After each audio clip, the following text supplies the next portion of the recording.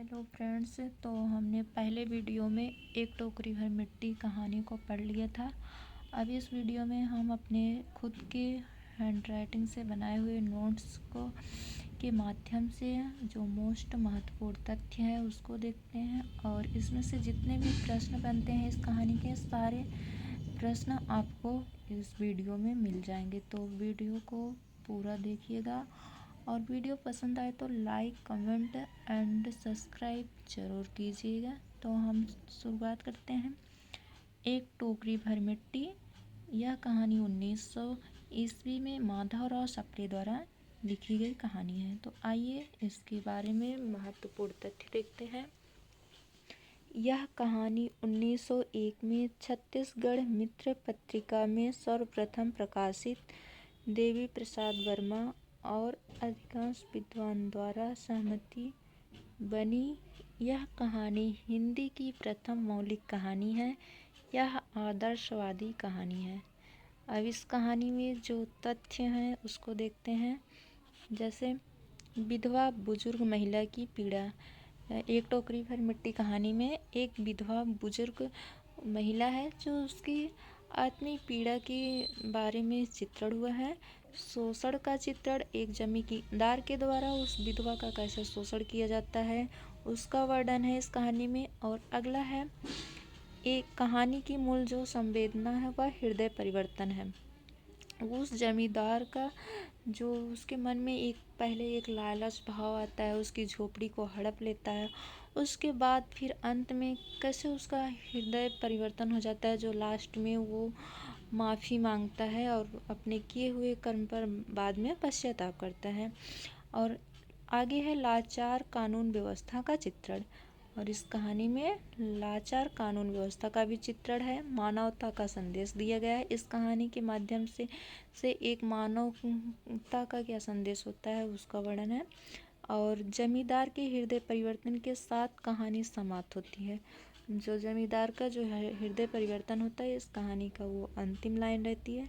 वर्ग भेद, गरीब बुजुर्ग महिला, अमीर और जमींदार।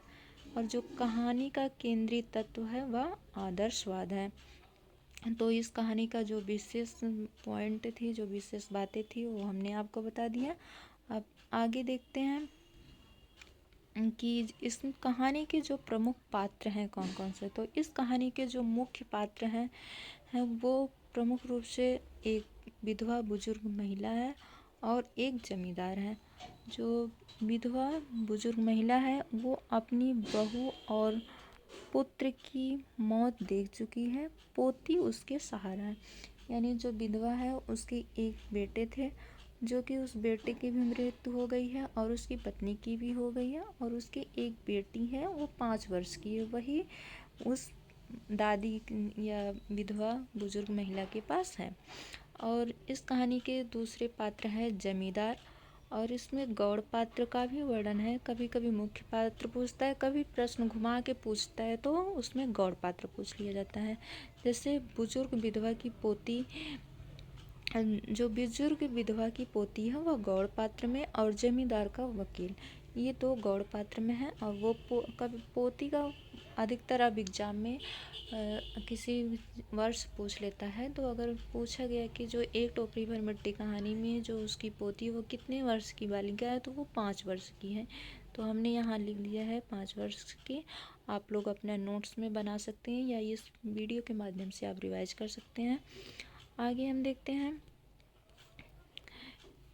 झोपड़ी किसकी थी। प्रश्न जैसे अगर बनता है कि एक टोकरी भर मिट्टी में वो जो झोपड़ी थी वह किसकी थी, तो वो एक अनाथ विधवा की थी।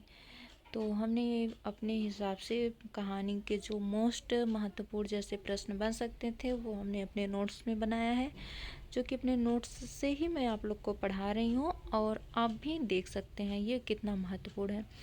उसका प्रिय पति और इकलौता पुत्र भी उसी झोपड़ी में मर गया था। पतोहू भी एक 5 वर्ष की कन्या छोड़कर वह चल बसी थी।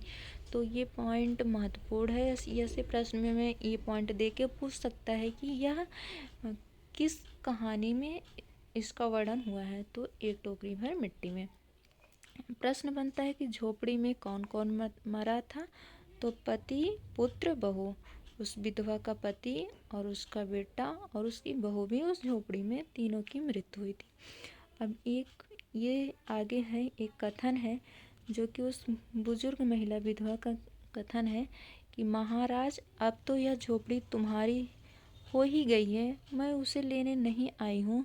महाराज क्षमा करें, तो एक विनती है, जब से यह झोपड़ी छूटी है तब से मेरी पोती ने खाना पीना भी छोड़ दिया। मैंने बहुत कुछ समझाया पर वह एक नहीं मानती, यही कहा करती है कि अपने घर चल, वहीं रोटी खाऊंगी। अब मैंने यह सोचा कि इस झोपड़ी में से एक टोकरी भर मिट्टी लेकर उसी का चूल्हा बनाकर रोटी पकाऊंगी। इससे मेरा भरोसा है कि वह रोटी खाने लगेगी। महाराज कृपा करके आज्ञा दीजिए, तो इस टोकरी में मिट्टी ले जाऊंगी, आज्ञा दीजिए। तो यह किसका कथन है? तो विधवा का कथन है।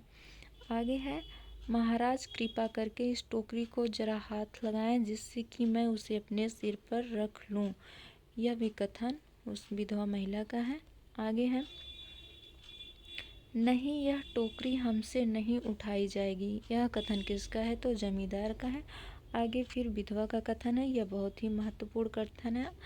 देखते हैं कि महाराज नाराज न हो, आपसे यह एक टोकरी भर मिट्टी नहीं उठाई जाती और इस झोपड़ी में हजारों टोकरियां भर मिट्टी पड़ी हैं, उसका भार आप जन्म भर क्यों कर उठा सकेंगे।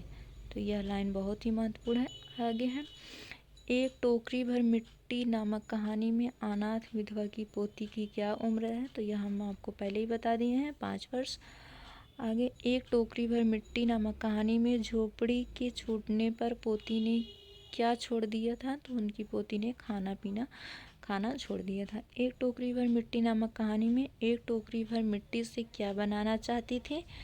तो विधवा चूल्हा बनाना चाहती थी। एक टोकरी भर मिट्टी नामक कहानी में जमींदार विधवा को क्या वापस दे दिया था? तो झोपड़ी। तो कहानी के अंत में वह जमींदार उस विधवा की झोपड़ी को वापस कर देता है। अगर ऐसे प्रश्न बनता है तो इस कहानी से जितने भी मोस्ट प्रश्न थे, हमने सारे प्रश्न इस कहानी का जो निचोड़ था इस वीडियो के माध्यम से हमने आपको बता दिया है। तो आप इस वीडियो को पूरा देखिएगा, लाइक, सब्सक्राइब एंड शेयर करना न भूलिएगा।